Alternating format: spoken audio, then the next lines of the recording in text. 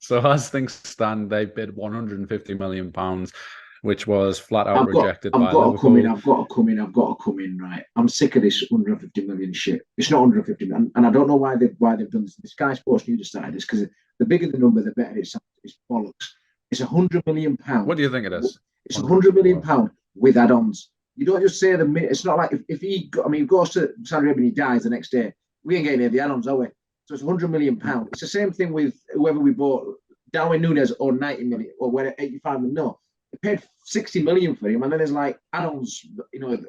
I don't know whether Yeah, yeah. we've come into this But world you, where you're just suddenly smashing the add-ons on before they've actually achieved but it. are the add-ons achievable? That's the thing. If Nah, it's if he wins the Ballon it's what d'Or, he's goes never in. going to do It's that. what goes in, and that's what we're going with. So yeah, I've Is got to that what pull you you up on think? that. I didn't know that. I didn't know there were people that thought that. Like because usually when you see the fees, you're like, oh my god, they paid X for this said player. You generally don't say the first part of the fee, do you? Like so, yeah. Anyway, accumulated fee of 150 million. Not 100 There we go, million.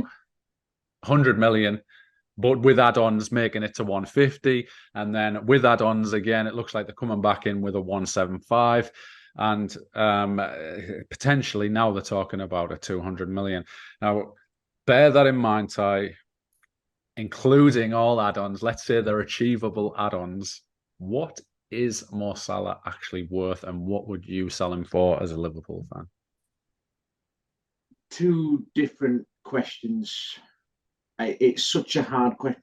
You've got it so that the market is massively distorted at the moment. Okay, and there's a number of things which have done that. One of them, Saudi Arabia. The other one's Chelsea. Okay, we can't get away from that fact as well. The other thing as well is the Premier League. We can't get away from that. I'll just give you an example. So Bakayoko, who plays for PSV, who are a Champions League team, I don't know if he's gone to Brentford or there's like really strong. It's a Brentford essentially like a bottom half Premier League team getting a Champions League group stage player for 35, 40 million.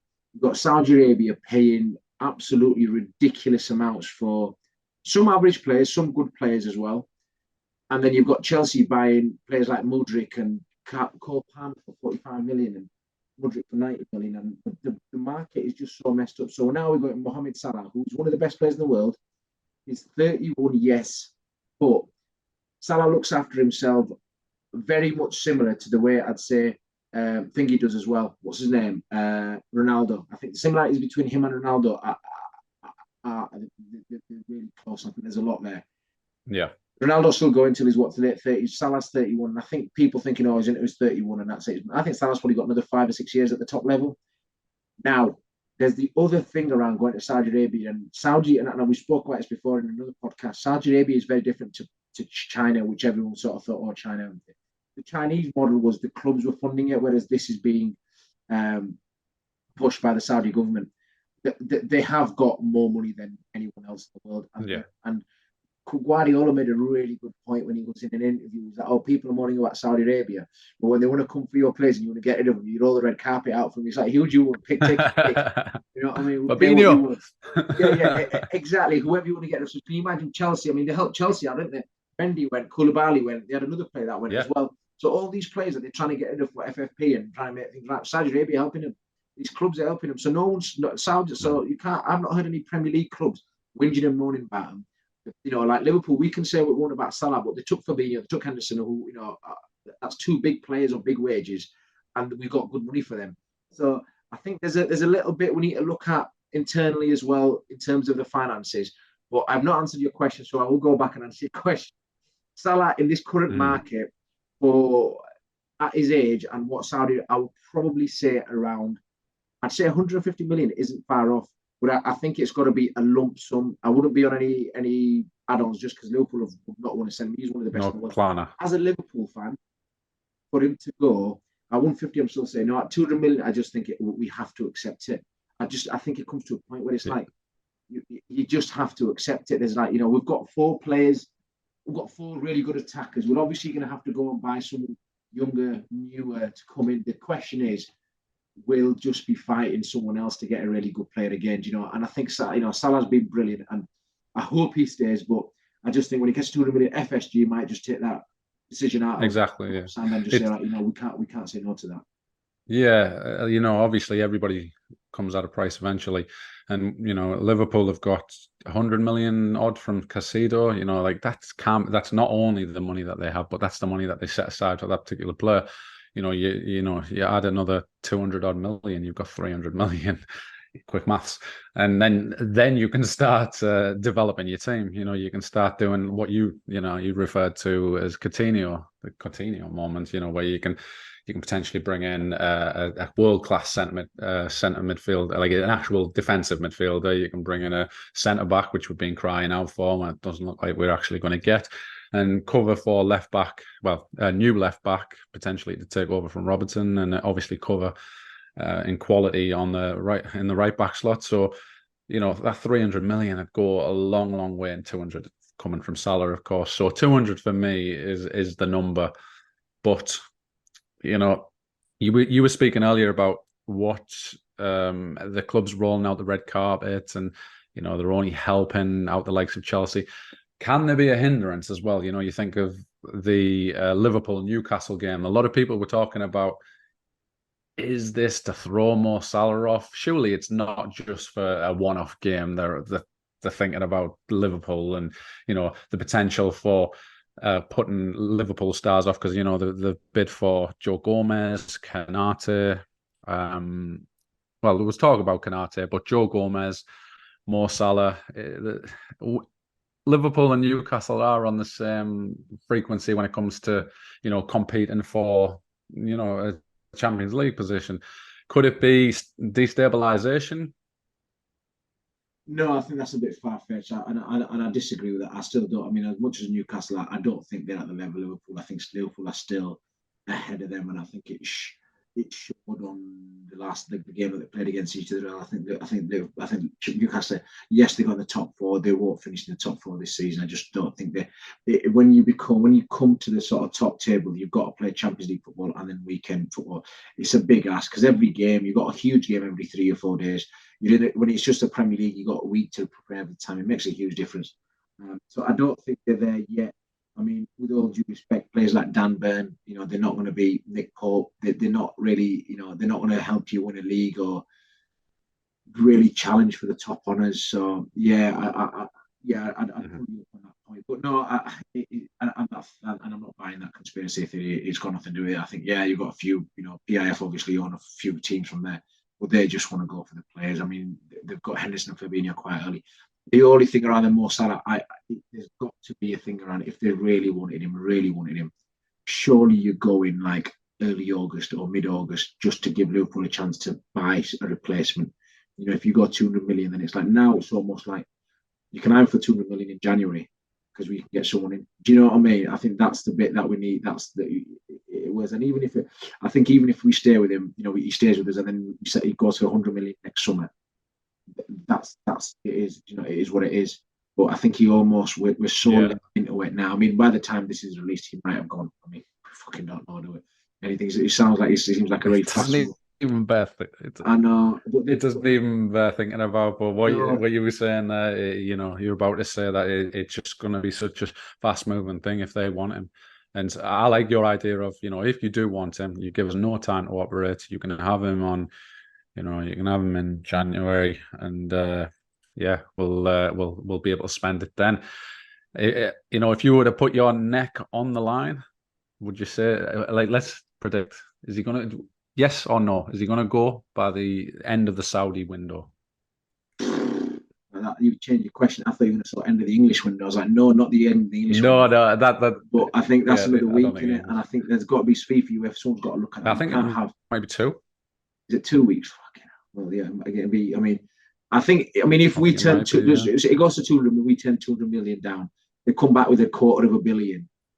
You're like, sorry, Mo, I'm driving him there. I'm becoming a pilot. I'm flying him over. Do you know what I mean? I just think it's a ridiculous. Yeah. We are one of the lowest spenders, net spenders in the league. We're not a rich club, but it's silly money in it, and the sort of money. I mean, it's silly money anyway, football. But when you start hearing these numbers, you're thinking it's hard for us as a club to turn that down. Do you know what I mean? The timing of it is the one that saves us and stop us going. You are right. It is September the 7th, so it is just a week after. And I don't know about you, but this is the first transfer window where I'm glad for it to come to an end. Like it feels like it's been going on forever. And I don't know, I don't know whether it was the Caicedo deal that tipped me over that edge. I was just like, man, I just want this to end now. Even though we are short, we need another cover for centre back and other positions that I've just mentioned. I just felt like, I just want this to end. I just want to get on with football. Are you one of these people that would say that you would want the transfer window to end as the season's starting? Oh yeah, yeah. I think that should be done. I think it's become more of the social media transfer gang's dream, hasn't it? Like Fabrizio Romano and David Ornstein and the like. It's become they become the stars of the show, don't they? For August, it's when they come out. It's exclusive or break. Here we go. It's them that do it, and that's the drama that is created. It's almost a sideshow. What's he going to do? It's a sideshow to the game. What's he going to do for the rest of the year? I mean, to be fair, he comes up with Croatian second division players signing for Celtic or something. He does keep himself busy. Do you know what I mean? But yeah, it's a tough one. It's a tough one. But I do think at the moment this is the maddest transfer window ever because of the Saudi power. Yeah, and you think that it's only going to get, the pull is only going to get greater as the year has gone. I think, but we've seen it before, and I've mentioned it last time. We've seen it with other sports. When they set their mind to something, they do it. I don't think, have they had a player or a club reject them yet? Kylian Mbappe is the only one, isn't he? When he got offered ridiculous amounts. Kylian Mbappe, yeah. Mbappe is the only one that I can think of that rejected it. But Mbappe's young, and he sort of, and to be fair, Lukaku's another one as well. He was offered to thingy, but he stayed in Europe, so he's ended up in Rome at Rome. But yeah, it's a really tricky one, I think, for clubs where you're sort of thinking. Some clubs are thinking, oh wow, Saudi Arabia can just sort of sort our books out for the next 3 years here. You know what I mean? We'll roll the red card. They can have anyone they want, and they're thinking financially we're secure now.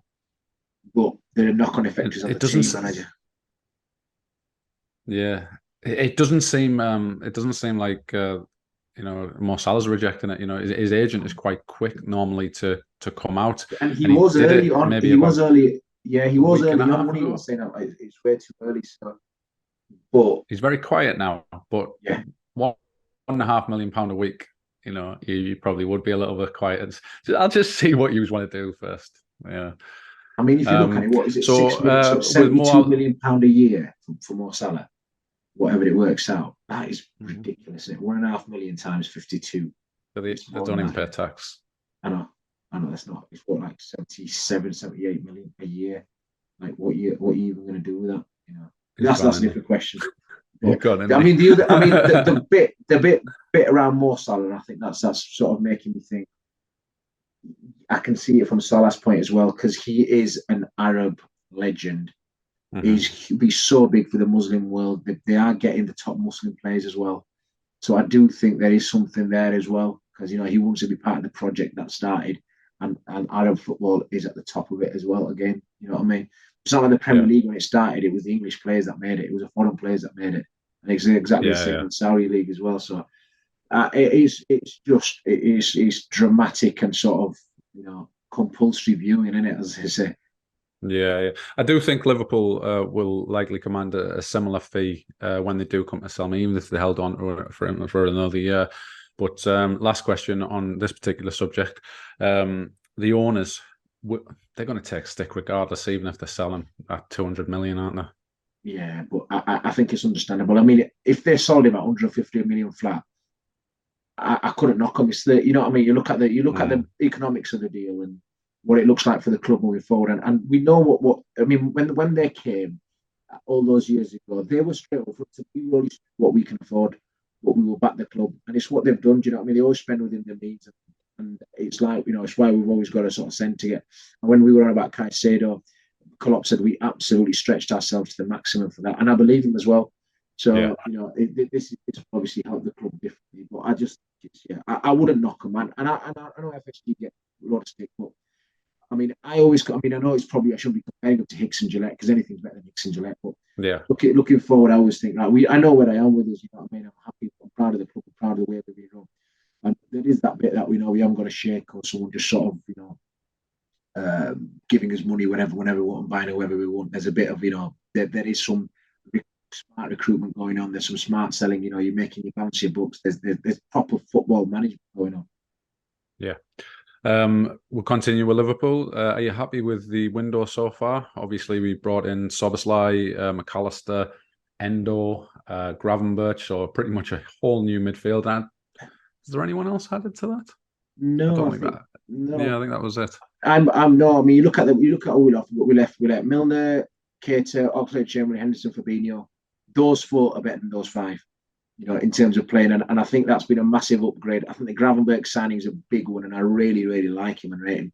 He reminds me a lot of Gini Wijnaldum when he came as well, in like a real old school box-to-box player. Yeah. But he changed his role when he came to us as well. And I can see it similar being to Gravenberch. And I think he's going to get an opportunity to play for us a bit more as well. And Tuchel was up front. He said he was a really good player, but he like Bayern play 4-2-3-1. And he's not a 6, you know what I mean? And he's more of an 8. So he's not going to play Musiala as well as a team. He's not going to play as a holding role for Kimmich or Goretzka. And whereas we're a bit more fluid, we've got a 6, but then we've got 2 8s as well. And our 6 is sort of, you know, it's quite an advanced, aggressive 6. So he could quite easily sit in there as well. And I think him as an 8 for those energy. And we talked about it a lot. We see him lose the intensity in the middle. He gives us that intensity, energy in there. You know, you got. I'm really, really happy with that signing, and it's somewhere. You know, I know there was rumours about us getting Amrabat at him. I'd much rather have Gravenberch than Amrabat. So Amrabat. I mean, yeah, I'm not a huge fan of his. I think he's all right. He had a good World Cup, but it's not like, you know, in Serie A, he's not renowned as one of the better midfielders. So yeah, I'm happy with who we've got. Might as well move on to Man United then. So you've got Amrabat. Looks like it's getting over the line. I'm not actually sure whether that's a loan or it's actually a transfer, because there was talk of both. Do you know? Have you got? I think it's a loan, but again, that might change by the time we've this goes out. So yeah, I mean, Man United have just come.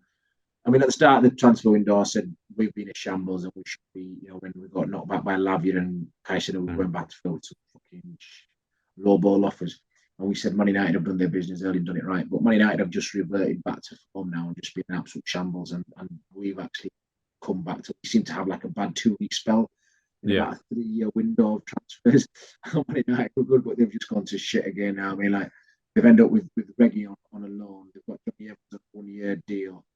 Crazy. You know what I mean? They've got they've got a backup keeper from Turkey for $4.5 million.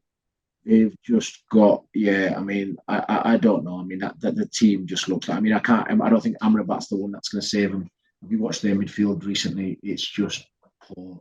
They look like there's a lot of issues with that club at the moment. I don't think and I said about tonight, I said it's been a year now. I don't know what his style of play is, what he wants them to do.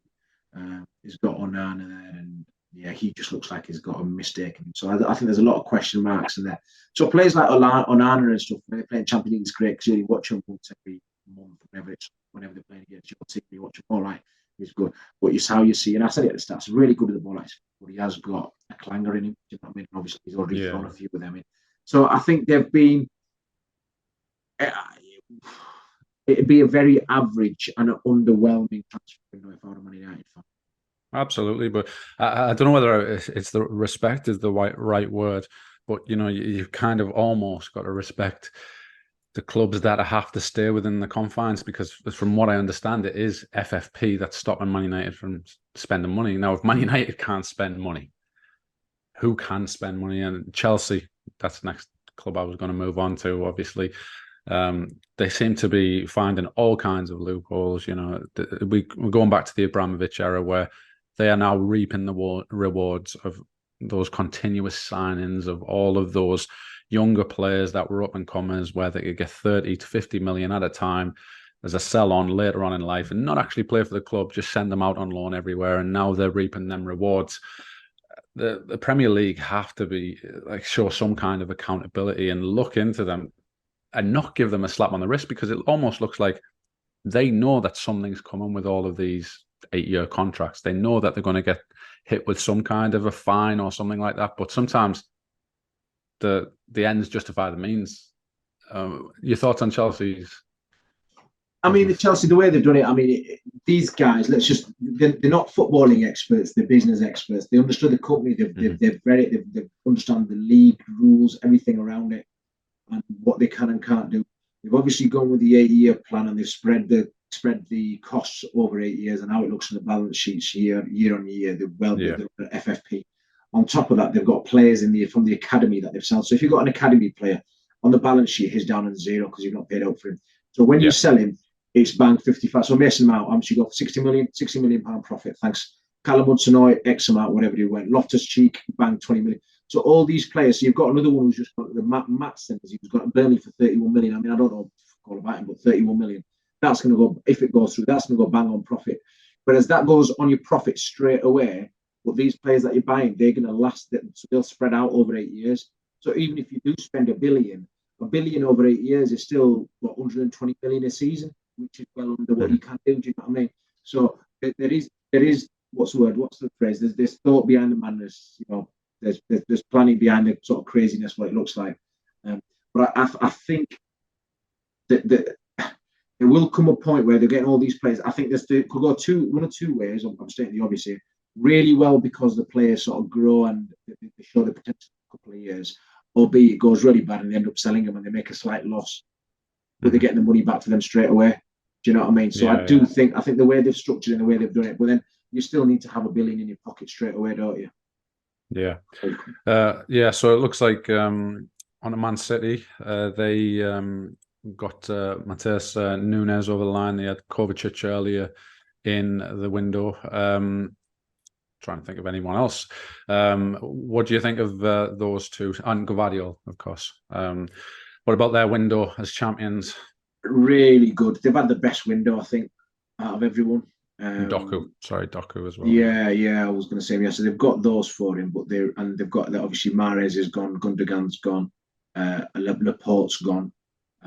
They've just bought like real quality. Mateus Nunes is a player who I think is going to go right to the very top. I watched him last season and we were after him and I was like, why don't we just get him? You know what I mean? Like now I'd absolutely love him, you know what I mean? 50 million, get him and grab him, and I would be like, that is I love our midfield, you know what I mean? Now we can go. Yeah.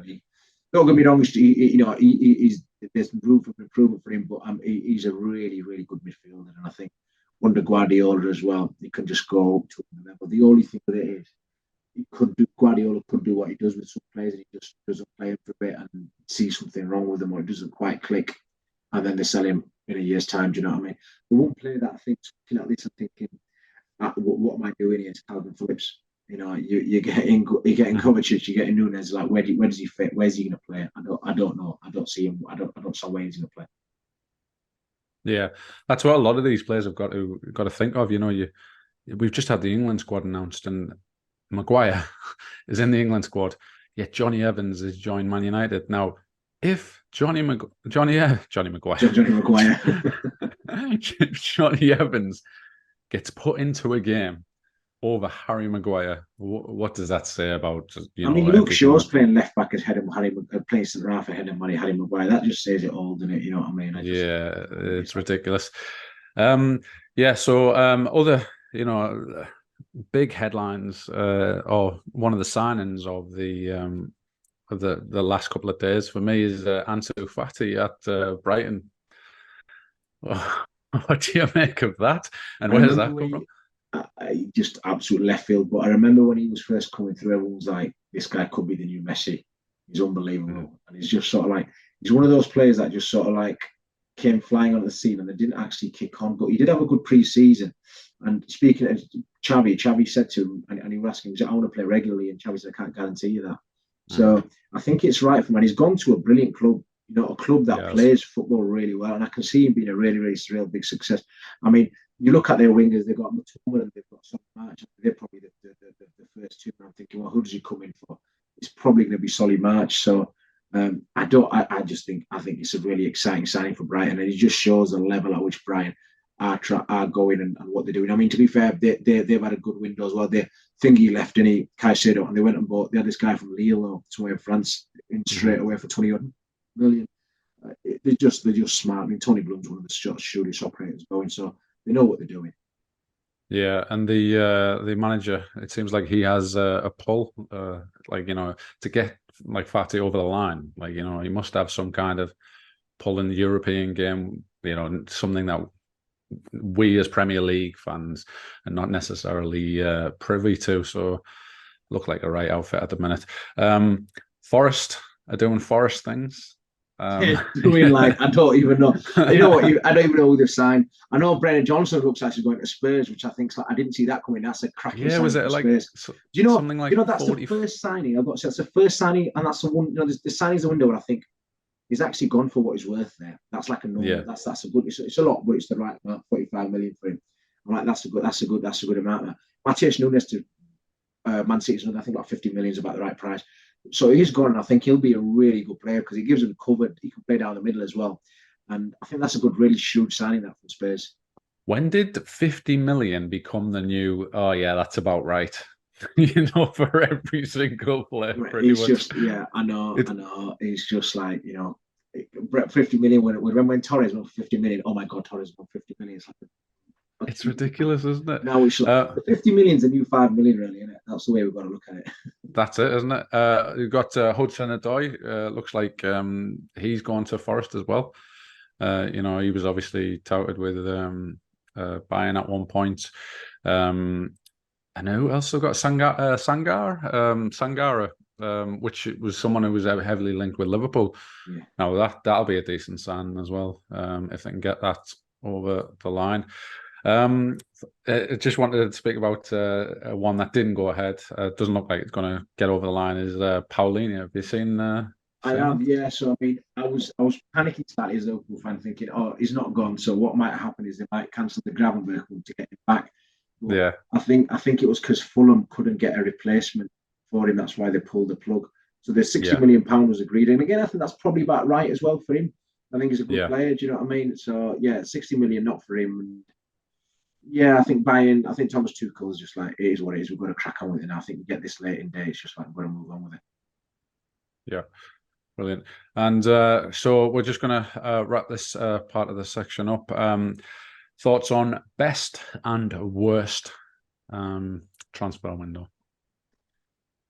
As in club? Yes. Who's done the worst and best business? I think the best is Man City, just with the players that they've got. And the players that they've got out the other end as well.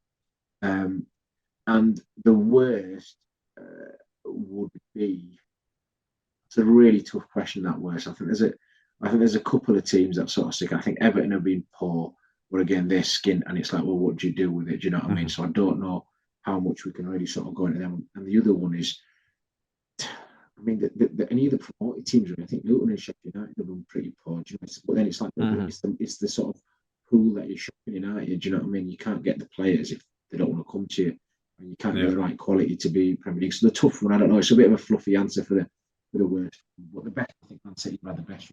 I mean, having said that, I think worse. I think Arsenal aren't far off from the worst. Really? I think Kai Havertz is just going to get found out. He's horrendous. Declan Rice is overpriced. I don't think. I think it could cost them. I don't see them doing great this season. I really don't. They're obviously not. They've had a shaky-ish start, haven't they? So yeah, I think Arsenal for me have had probably the worst one in terms of what they spent and what the quality they've got. Kai Havertz, and we talked about this in the previous one. I had never understood what that signing was about. Timber obviously got a long-term injury, not his fault. And David Raya, I don't understand that sign. And you're putting pressure on your number one. So that could be a decent shout.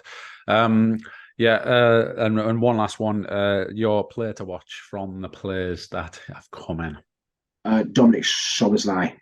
He is an absolute baller. You watch him play, energy, up and down ability on the ball, technical ability to create goals, score goals.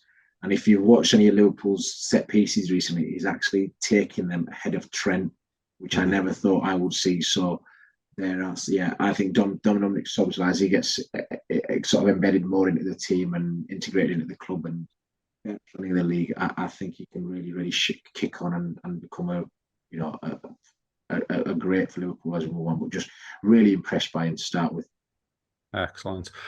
Well, yeah, that just about wraps up the main stories of the day. As always, we'd love you to like, comment, subscribe, do all that good stuff down below. I would like Ty to go old school and give us a question of the day. Oh, I like that. Missed the question of the day. So, question of the day for me is, what would be the number that you would sell Mohamed Salah for? Good and question. It's probably directed at Liverpool fans, because as anyone else, you might say, well, for £5, it don't make a difference to us. as a Liverpool fan, or as a football fan, I'd say more than 2 brain cells. I'd like to know what the answer is, what the number. So just a number in the chat, in the comments would be great. And we do respond to every single comment that does get through, so that'd be great, guys. Excellent. Yeah. So again, like, comment, subscribe, follow us on all of the Twitter. Ty likes a conversation, or X. He likes a couple of X's, which is ridiculous. But yeah, as always, he comments on everything. So again, thanks for watching, guys. Have you got anything else that you want to add to it? No, but all I want to say is when this podcast goes out, everything we've said could be out the window, because everything's changed. We've got about 3 hours left of the window here. We did try looking at YouTube Live, and we thought, we don't even know how to get both of us on at the same time. So, yeah. Okay. See you in the next one, guys. See you guys.